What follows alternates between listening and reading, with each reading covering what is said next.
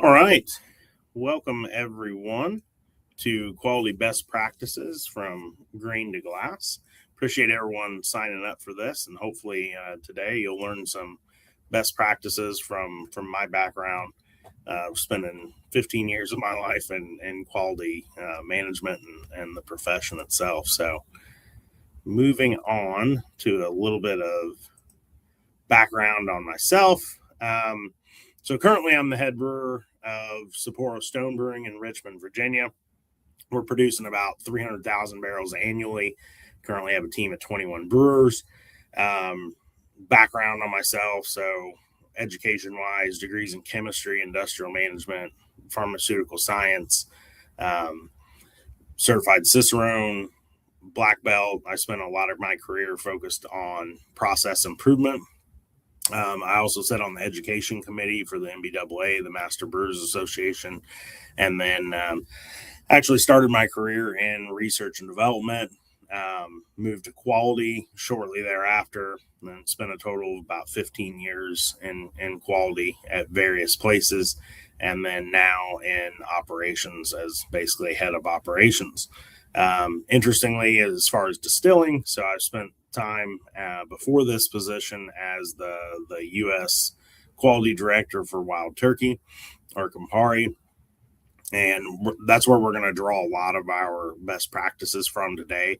And then before that was at Sazerac at the Glenmore Distillery as the head of quality, and that's the bottling plant in Owensboro, Kentucky. So that's actually the second largest bottling facility in the United States. Fun fact. Like I said, we're going to draw a lot of our stuff from Campari today. After spending 15 years in quality, I really do think that Campari has probably some of the best quality systems for benchmarking. And we're just going to get into that. We're going to go from the beginning of the process to the end of the process and talk about what you should have in your, what are the essentials that you really should have in your process and where should you focus on. Hopefully you have a lot of these already.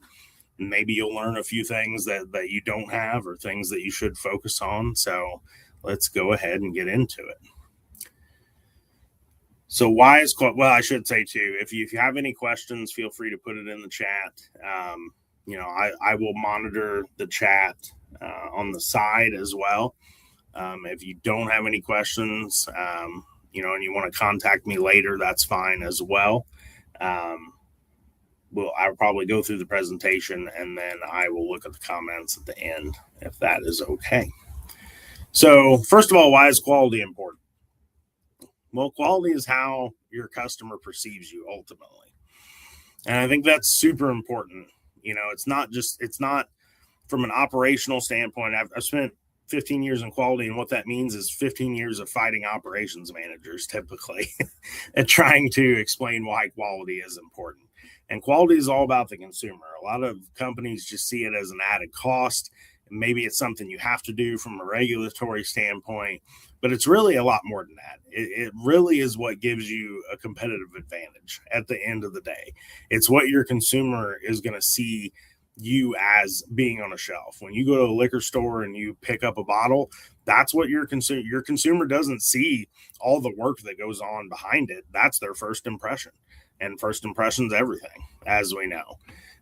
Quality also drives food safety, which protects the consumer. It makes sure that food safety programs are in place, that you're not putting a shard of glass in a bottle, or your product's not tainted with something, or there's not methanol in your spirit, things like that. So it ends up protecting the consumer, which protects you from lawsuits, and it protects your brand integrity as well. And then further, quality drives improvements and cost reductions, which really is good for the bottom line. A lot of quality people just think is testing of the product in a lab, and it's really a lot more than that. It's control of your process from beginning to end. It's incorporation of food safety, and then it's process improvement. I've spent, I would say, 50% of my time in quality focused on continuous improvement, utilizing my black belt for projects, to identify where loss is occurring, how to improve a process, etc. And that ultimately helps your business be successful and does give you that competitive advantage. And only you can control quality. The alcohol industry is very unique in the fact that there is the 3-tiered system. It's not just you selling directly to the consumer or even you selling to a retailer who sells directly to the consumer. It's going through that 3-tiered system. So you're giving it to distributors are giving it to retailers, and then the consumer's picking it up at the retailer. That's unique. Most industries they have 1 to 2 tiers, not a total of 3 tiers. And I want to say, like, your distributor for the most part and those retailers are not going to help your quality. Only you can really help your quality. They're only going to do things to jack your product up, essentially. So, it's something to keep in mind. Your quality has to be top tier because it can only go down from the minute it leaves your facility. Make sure too that you're auditing and monitoring your suppliers. That this is for incoming material coming into your facility. You should be auditing your critical suppliers. You should be auditing your glass supplier. This is a picture of when I went to OI in Streeter, Illinois. These are making the Wild Turkey 101 bottle right here. If you've never been to a glass plant, go check it out. See what they struggle with. See how they make the process. See what your critical parameters are.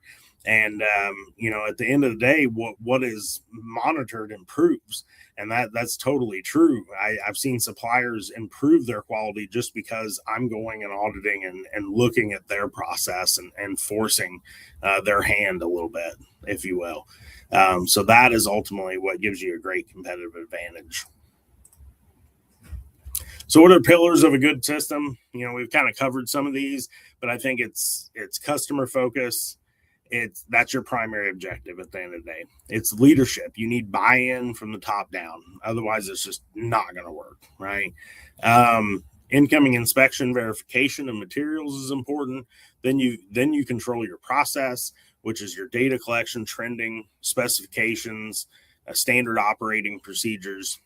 You're auditing then. So you've got your incoming inspection, you've got your process, and now you audit those things. You basically control those incoming inspections and process itself, and then you can actually improve. It's very cyclical, essentially. Those are the pillars of a good quality system. So that's my spiel on quality in general. Now we'll get into the process of distilling and some of the key parameters. So I think we're going to start with grain. So incoming inspection, you should be, and I'm going to hit on sensory a lot throughout this process. Sensory is super important through every part of the process. You can buy fancy analytical equipment. I've ran labs that have had multiple hundreds of thousands of dollars of equipment in them, and those are great, and those spit out great results that you can do stuff with. But at the end of the day, the human nose and the human palate is insurpassable, really, and what it can do if it's trained correctly and if you set up the correct procedures. And we'll get into specifically sensory here a little bit later. But as far as incoming grain, I mean, you should be grabbing a sample when it comes in. You should be looking at it. You should be smelling it. You should be checking for foreign material. Are there bugs? Are there rocks? Are there metal in it? That's stuff you don't want necessary in your grain. Do you have a procedure, even if that stuff's in there? Do you have a procedure in your process to remove those items?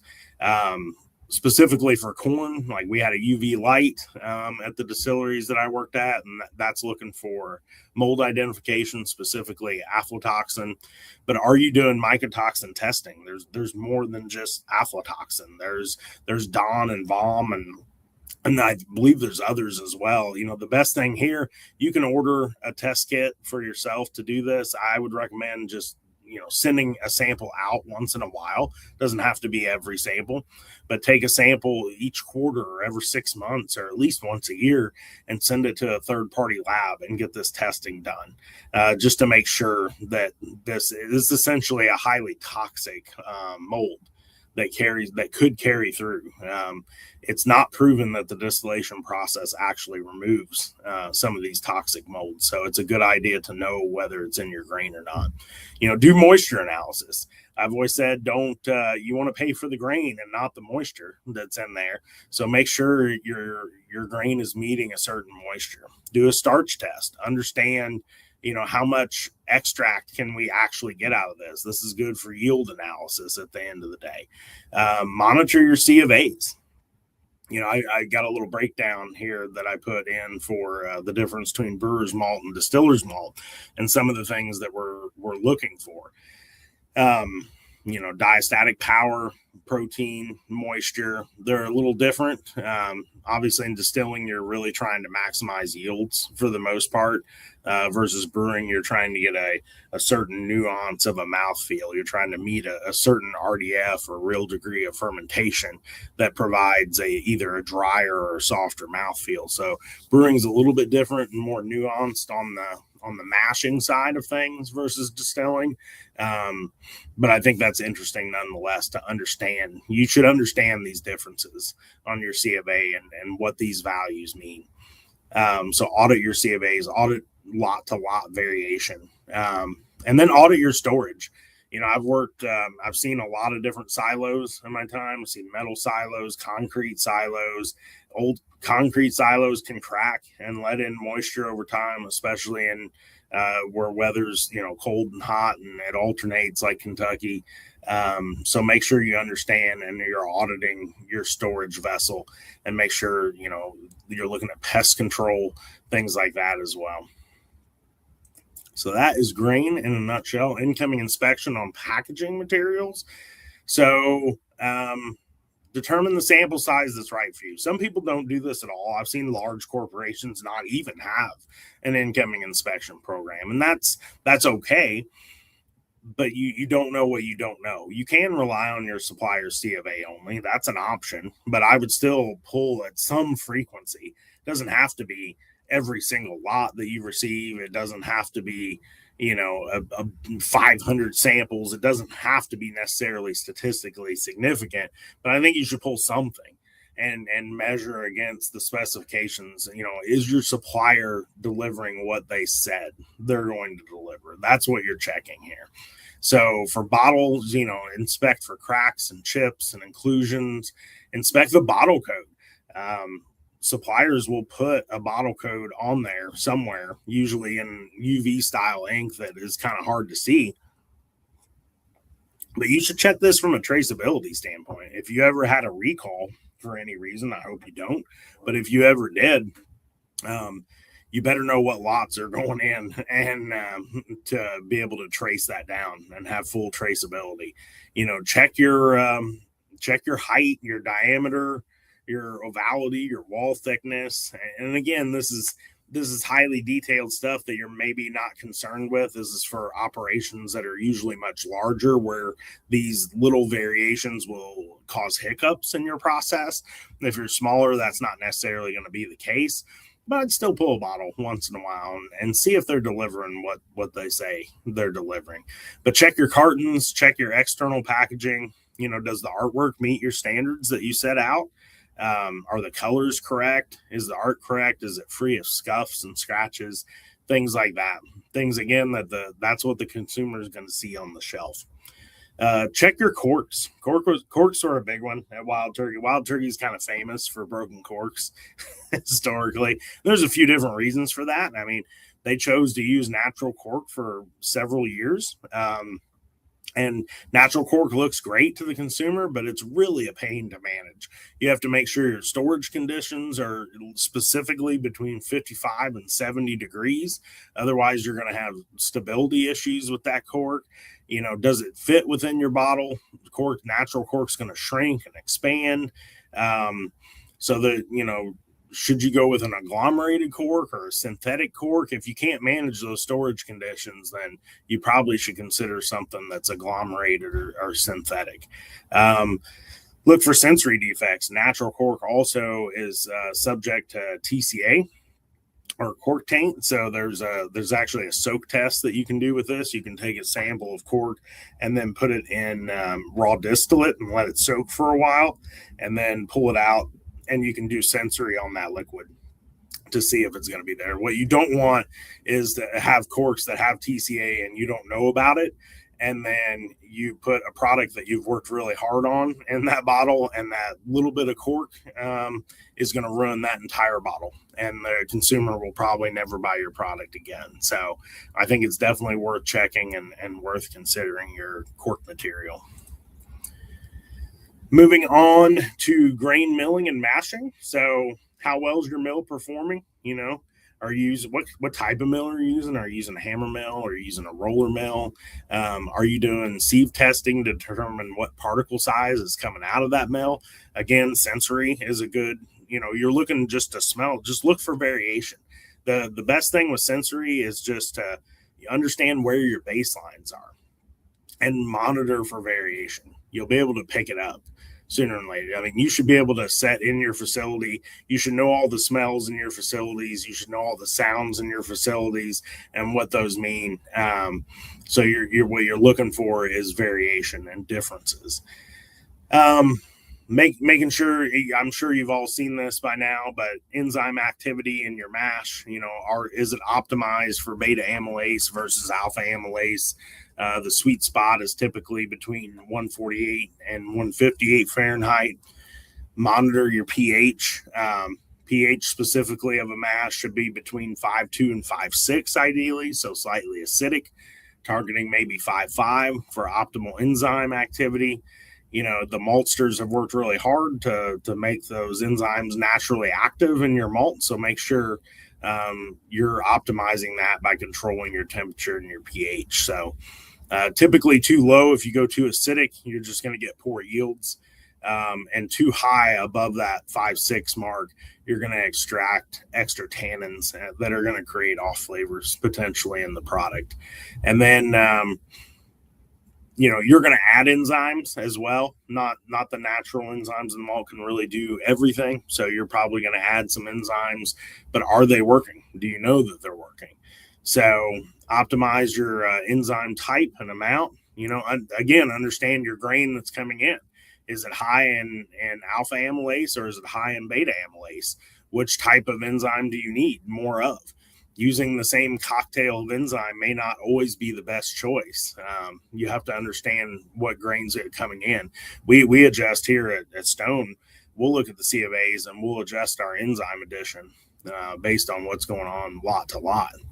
And then you can also do an iodine test or a starch test, and that just proves whether you're actually converting your starches. How much residual starch do you have left in the grain? And then if you want to get fancy, you can use an HPLC for this or high pressure liquid chromatography. But if you want to save about $60,000 to $80,000, you don't necessarily need to do that. You can send it out to a third party lab though. That's always an option. There are several out there that will do this test. And lastly, what I'll say about this is watch your grain to water ratio. It should be about 1.5 to 2 pounds of grain per gallon of water. That's typically your optimal that you want to see. Now we're going to move on to fermentation. So now we've milled, we've mashed. Now we're into fermentation. So do we know how well our yeast are performing? Are we doing cell counts and viability and understanding that before we're pitching? Typically between 1 and 1.5 million cells per degree Plato is what you should be targeting. Yeast nutrients, use them, especially zinc and magnesium. That just, I always say the yeast is like keeping a pet alive. Essentially you have to feed it, you have to care for it. It is a living thing.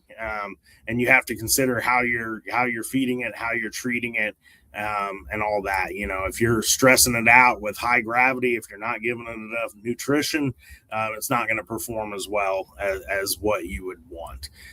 Make sure you're measuring your bricks, or your Plato, same thing essentially. People call it different industries. I've literally worked at all industries that have said either bricks, Plato, or bowling. But make sure whatever you're measuring that gravity throughout your fermentation process. Understand how your fermentation is performing within the first 24 hours versus the first 48 hours, etc. Ideal gravity should be between 14.7 and 21.5 Plato, as to not really stress the yeast out and to not stall them out. pH should drop. So monitor your pH through the fermentation. If you're at Stone, we take samples of our fermenters every 12 hours to understand where they are. And we're taking Plato. We want to know the gravity. We want to make sure the gravity's dropping. We want to make sure that should also coincide with the pH dropping. As the yeast produce ethanol and byproducts, they produce a naturally acidic environment. So pH should drop from about 5.2 when it enters the fermenter to about 4.0. Now, keep in mind, these values are best ideals and on average based on the type of yeast you're using and your mash. This could be slightly different. But the point is that you understand it and you know it of what it should be. Also, pay attention to the temperature of the type of yeast. You can get this information easily from the yeast supplier of what it really should be. Ideally, 68 to 81 Fahrenheit is ideal to avoid sluggish yeast or off flavors. And then allow time for that diacetyl rest. Yeast naturally produce off flavors as they ferment. So make sure that we're allowing time for diacetyl rest. Yeast are amazing creatures that they will clean up all of their byproducts that they produce if you give them time to do so. So your typical fermentation is probably done within the first 48 hours or the primary fermentation, and then you should be allowing it to set for 2 to 3 days after that primary fermentation to clean up some of those off flavors. If you don't do that, you're going to get things like buttery or butterscotch flavors that are going to come through in your distillate. Now on to distilling. So this is the massive continuous column still at Wild Turkey. This was actually 1/3 of the size of that still. So this is one section, one floor of it. It actually went up 3 floors. It's one of the larger ones that I've ever seen. But often the most focus goes here, right? When you start distilling or you talk to consumers about distilling, they're like, "Oh, what are you doing with your distillation process?" And that's interesting to me because the distillation is probably the most known science of it all. Unless you're handcrafting your still or building it by hand, that science is known and it's down. This is not where your quality defects are probably going to come from. Your quality defects are going to come from every other aspect of your process before the actual distillation. Distilling is a known science. It's been studied for years. It's fairly simple. That being said, I wanted to call out a few things. So make sure through your distillation that you are monitoring proof. You're watching your heads and your tails. You're watching your cuts. This can be done exclusively with sensory as well, or it can be done analytically by watching turbidity and proof. And if you want to get really fancy, you can use a gas chromatograph here that will give you a breakdown. Sometimes you do need a gas chromatograph analysis, though, for regulatory purposes, specifically for ethyl carbamate, but that's only if you're sending outside of the United States to some other countries. I know Canada specifically is very strict on ethyl carbamate, and they require this analysis. But again, that's something you could send to a third-party lab if you absolutely had to. So keep your temperature. Your temperature should be between 175 and 195. That's your optimal. That's where most of your ethanol comes off of the still. Your heads are going to come off between 140 and 160. And then your tails or your fusel alcohols are going to come off between 200 and 212. Now, most of the heads you're going to want to discard. That's your methanol. That's your acetaldehyde. That's kind of your nasty stuff that you don't want in your product. Depending on what you're making, your tails or your fusel alcohols can actually be blended back in at a certain ratio. Rum production is famous for blending this in, and even bourbon, you can blend it in to a certain bit. That's up to your sensory profile that you're trying to achieve. So And it's worth noting that you should stop the run after 212 Fahrenheit, as at that point you're just boiling water. You're not going to extract any additional alcohol. So now we've distilled it. Now comes the art, if anything, to the distilling process, and that's in the blending down, the barreling, and then the maturation. So this is where the magic happens. Most distillate does not taste that great, and so the barrel is what actually gives it the flavor profiles that we all fully appreciate. So first of all, you want to proof it down to your desired strength, and I would recommend experimenting with what proof you're entering the barrel at. This was a very heated debate at Wild Turkey. Historically, that's why if you ever have tasted a bottle of Wild Turkey from the 70s, it tastes very different than what's coming out today. And I believe personally that this is because the entry proof was much lower back then. So I always say, you think of a barrel, it spends most of its life drinking water as a tree, right? So it's not used to drinking alcohol. So the higher proof that you enter the barrel, it doesn't have as much interaction with that barrel as, say, a lower proof with more water. That additional water can draw that spirit up into the porousness of the wood, and you can actually get better extraction at a lower proof. It's counterintuitive, but I think that's what's actually going on there. So food for thought. I mean, mess with your entry proof into your barrel for sure. But also, it's very important to inspect your water quality. You're blending this distillate that you've worked very hard to make down with water. Whether you're using a well on site, whether you're using a municipal water source, make sure you're monitoring that. How's your water filtration performing? Do sensory of your water every single day to make sure it's not changing. I know I can speak specifically for Richmond, Virginia here. When it rains heavily, our water quality changes. So we'll actually change out some of our cartridge filters to a higher porous or a smaller pour when it rains. So make sure you know things like that and you can understand your water source. Send it out for a third-party analysis too. Like, you don't have to do this a lot, but do it once or twice a year, or do it seasonal to understand what is the mineral breakdown. Is it dry in your area during the summer? That's going to change your water quality. Are you in an area where it rains a lot? That's going to change your water quality. So make sure you understand that mineral breakdown. This is useful for on your yeast side of things as well. If you got naturally a lot of minerals or certain minerals in your water originally, when you grow up your yeast, you don't need as much nutrient essentially.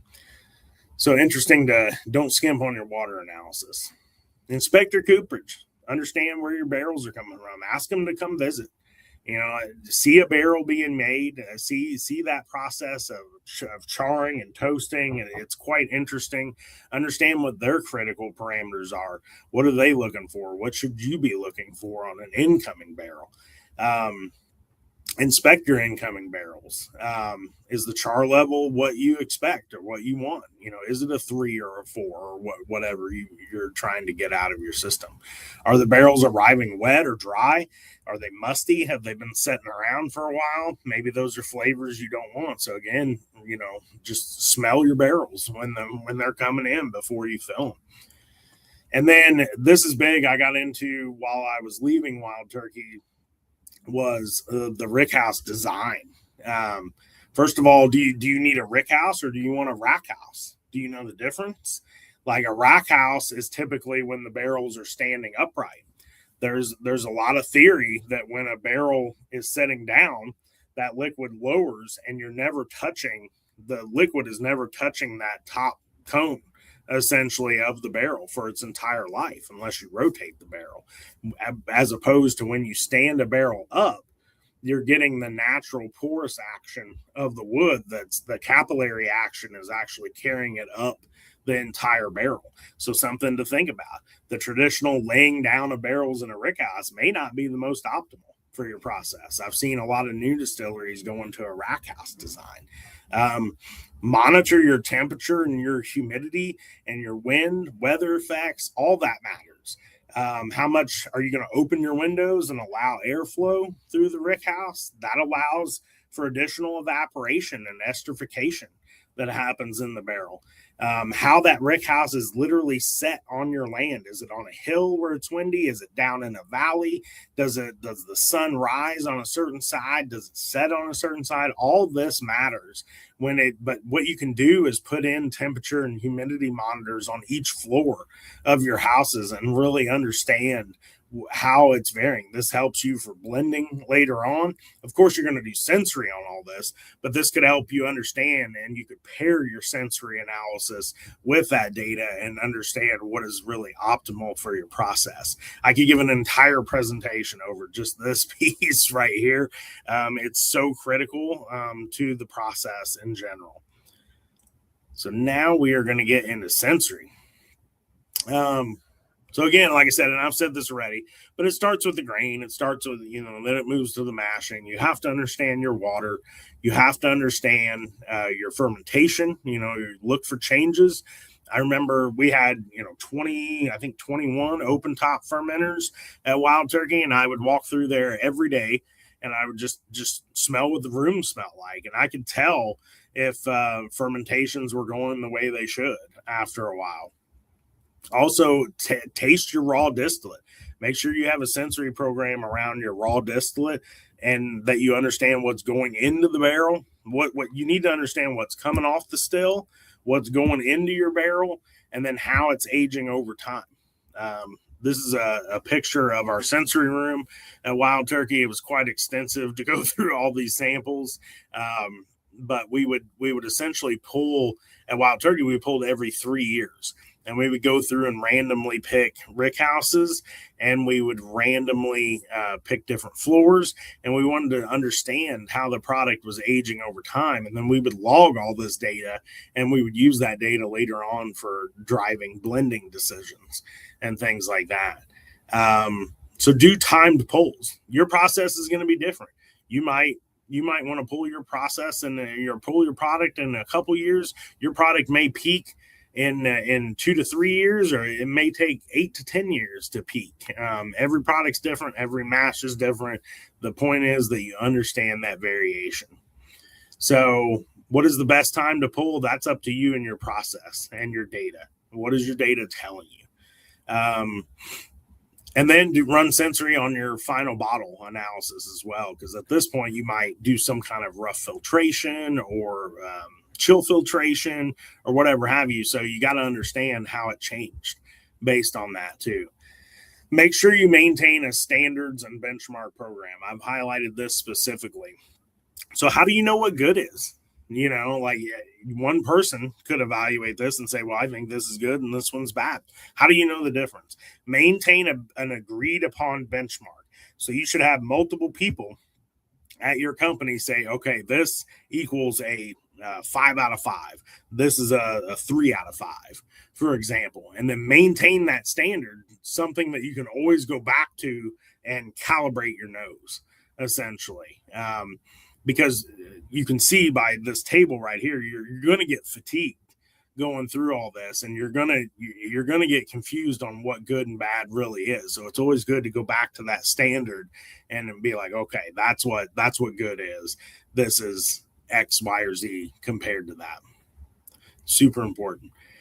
Sensory continued. I want to talk a little bit about the training aspects and why that's important.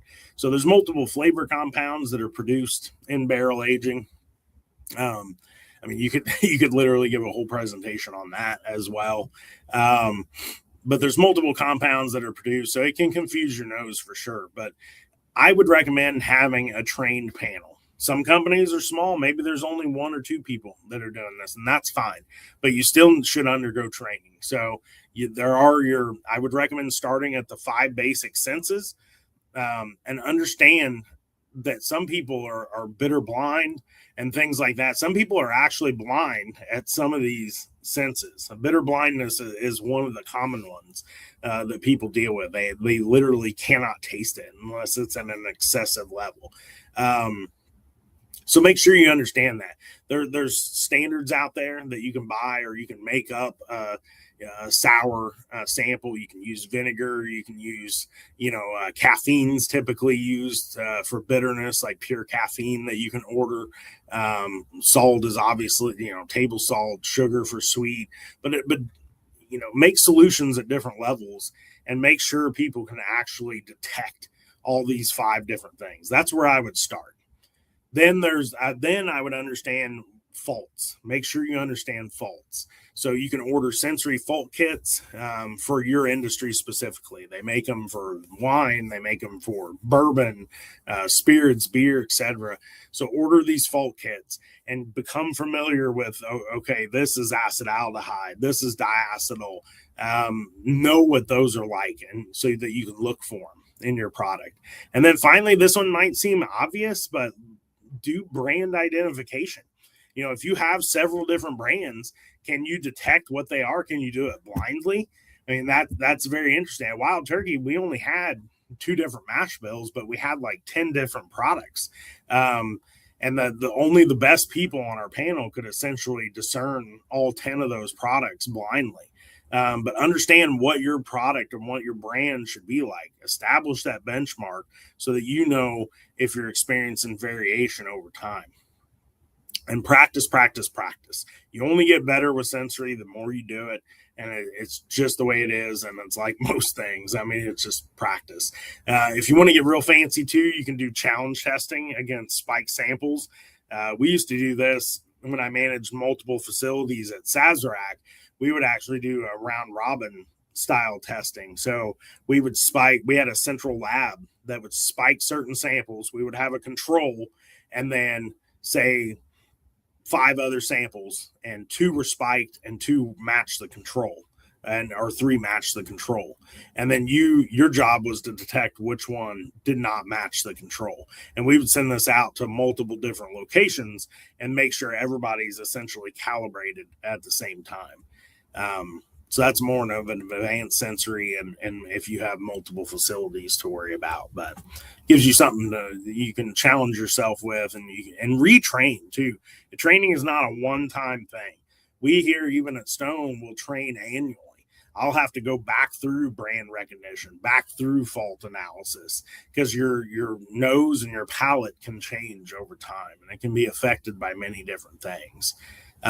Set up a structured program too. Set up a rigorous program that's a rating system. So you can rate a sample with a scale from, say, like 1 to 5, and then use that data. You can use that data for statistical analysis. You can understand trends over time by brand, etc. It's like I said, I've said it over and over, but monitor for variation over time. And then that puts us finally at the last piece of the process, which is filtration, blending, and packaging. Again, you might be doing rough filtration. You might just be removing char from bourbon, for example. You might be doing chill filtration. You might be doing cartridge filtration. Monitor the turbidity, monitor the sensory. You can do shelf life studies. Make sure you're grabbing a sample and keeping it of certain lots and testing it over time. Subject some of those samples to UV light, subject them to heat, freeze them and thaw them, see what happens. Make sure you understand what your product is going to do when it goes out into the market. This one's interesting. Obviously do your proof testing. The government cares about that more than anything. And if you're using a hydrometer only and you're not using like an electronic benchtop densitometer, you need to do obscuration testing.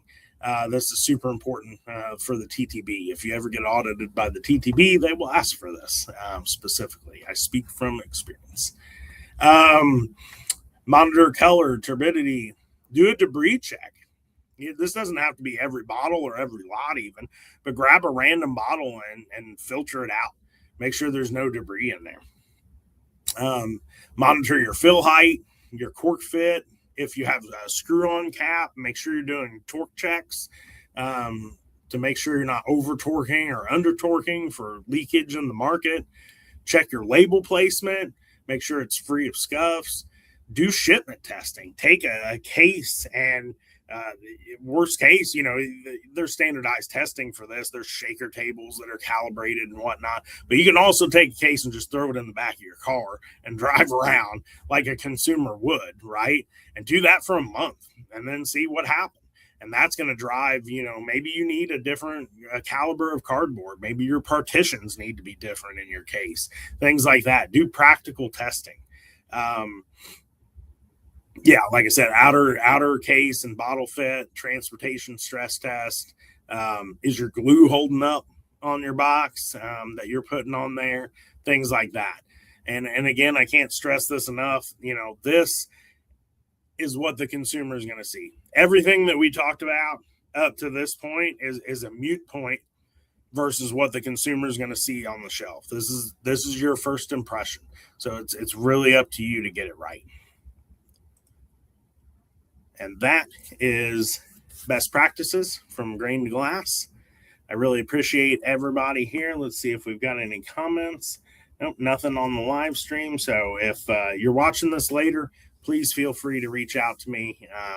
I'll be happy to talk with you about quality all day. So again, I'm Matthew Poselwait. Thank you very much.